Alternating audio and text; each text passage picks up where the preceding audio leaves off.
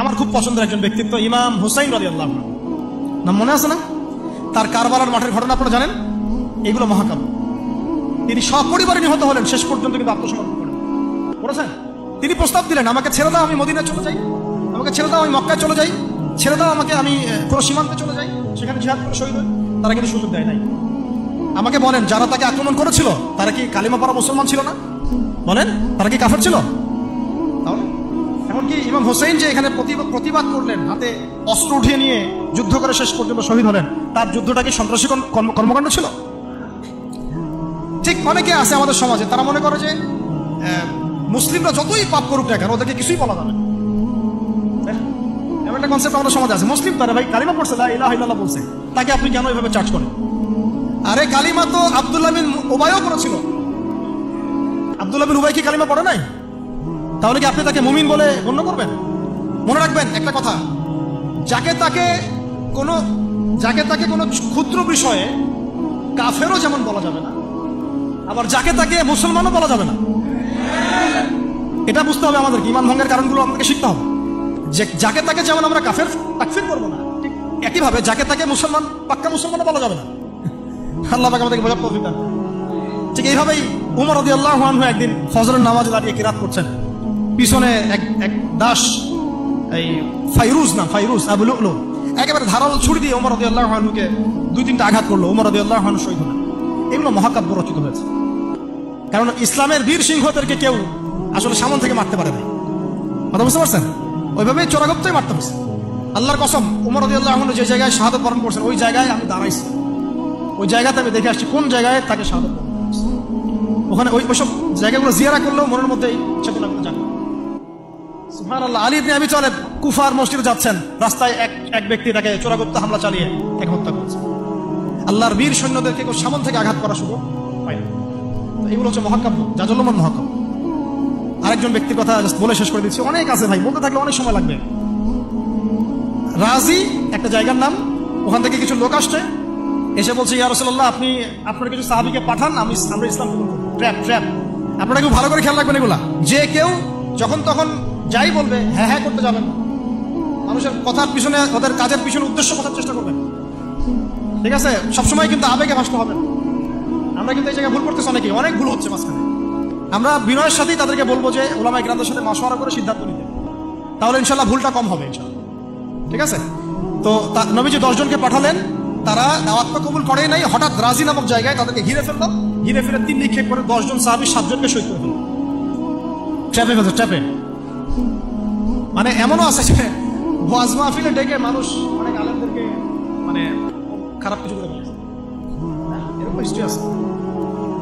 তো সতর্ক থাকতে হবে, সতর্ক থাকার চেষ্টা করে। এখন 3 জন সাহাবী যুদ্ধ চালিয়ে যাচ্ছেন, তার মধ্যে একজন হচ্ছেন খুবাইব রাদিয়াল্লাহু আনহু। কি নাম বলেন?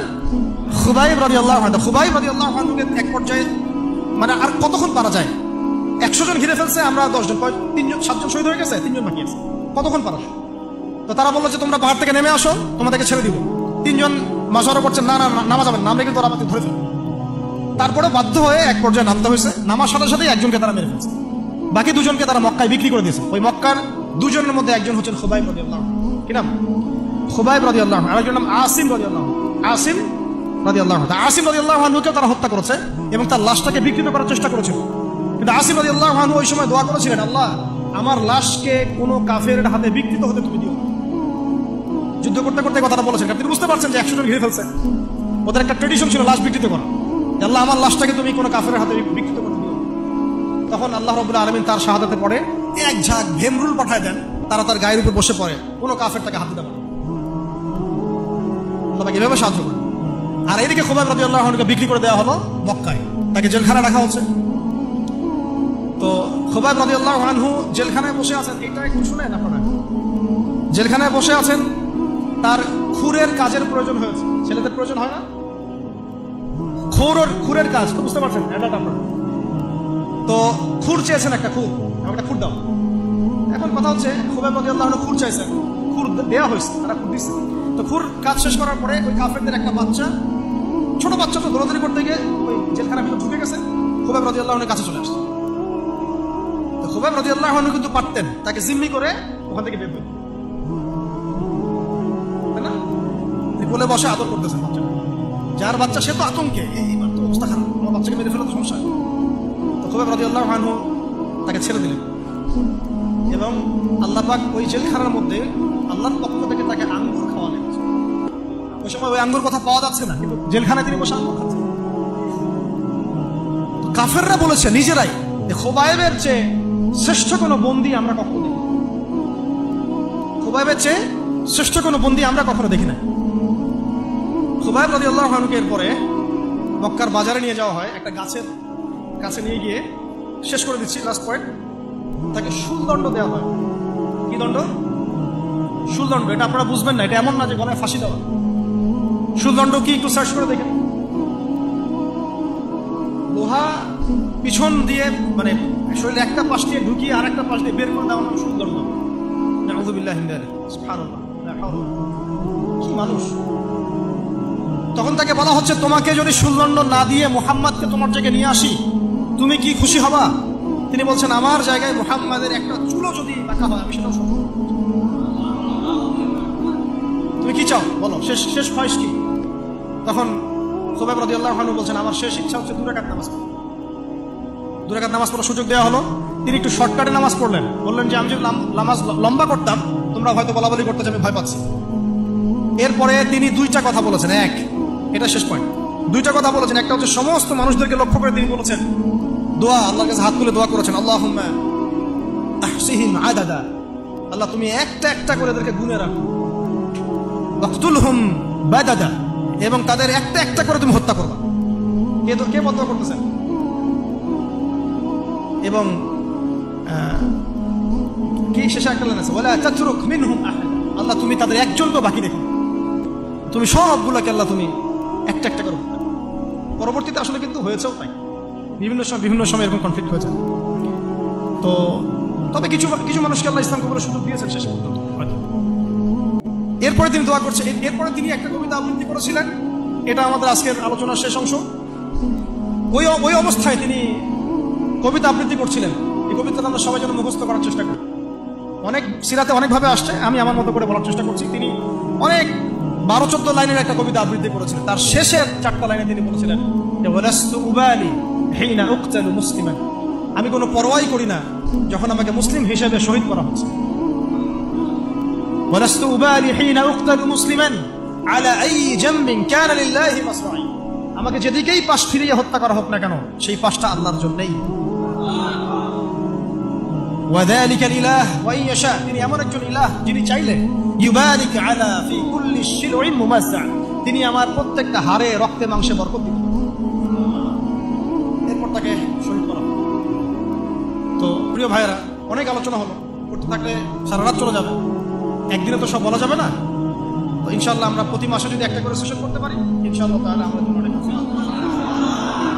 আজকে আমরা যে বিষয়টার দিকে ফোকাস করার চেষ্টা করলাম যে মহাকাব্য রচনা করতে হবে আল্লাহর জন্য। মহাকাব্য শুধু আমরা এবারই প্রথম রচনা করি নাই, আমাদের এই বাপদাদা পূর্বপুরুষ একদম সলফে সালেহিনের যুগ থেকে শুরু করে চিরায়ত এই যে 1400 বছর ইতিহাস, বহু যুদ্ধ হয়েছে, বহু বিপ্লব, বহু সংগ্রাম, বহু গণঅভ্যুত্থান।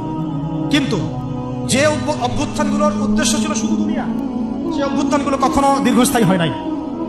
যে অভ্যুত্থানগুলোর উদ্দেশ্য ছিল, বিপ্লবগুলোর উদ্দেশ্য ছিল শুধুমাত্র দুনিয়ার স্বার্থ হাসিল করা, সেগুলো পশ্চিমকালেও পরকালে কোনো আজার পাবে না। আর যে বিপ্লব, যে গণঅভ্যুত্থানগুলো শুধুমাত্র আল্লাহকে রাজি খুশি করার জন্য, আল্লাহর দ্বীনের জন্য, তার নবীর জন্য, ইসলাম প্রতিষ্ঠার জন্য কায়েম করা হয়েছে, সংগঠিত হয়েছে, শুধুমাত্র সেগুলোই দুনিয়াতেও সফল হয়েছে, পরকালেও সফল হবে ইনশাআল্লাহ। এবং আমাদের এই ভাইদের ত্যাগগুলোকে আমরা যেন বিফলে যেতে না দিই। এই নতুন বাংলাদেশে তাদের যে মহাকাব্য, এগুলোকে যেন আমরা স্মরণ করে রাখি। এবং এই স্মরণীয় করে রাখতে হলে আমাদেরকে এই মানুষগুলোর মতো মহাকাব্য রচনা করতে হবে। আল্লাহ পাক আমাদের সবাইকে কথাগুলো বোঝার তৌফিক দান করুন। তো মাঝখানে একটা কথা বলতে আমি ভুলে গেছিলাম, এখন মনে পড়লো, বলে দিই নাহলে পরে। ওই যে মিদআমের কথাটা আপনাদেরকে বললাম যে বাইতুল মাল থেকে কি চুরি করছেন। হ্যাঁ, আপনারা যারা গণভবন থেকে এত কিছু নিয়ে আসছেন এখন বুঝেন কি করবেন।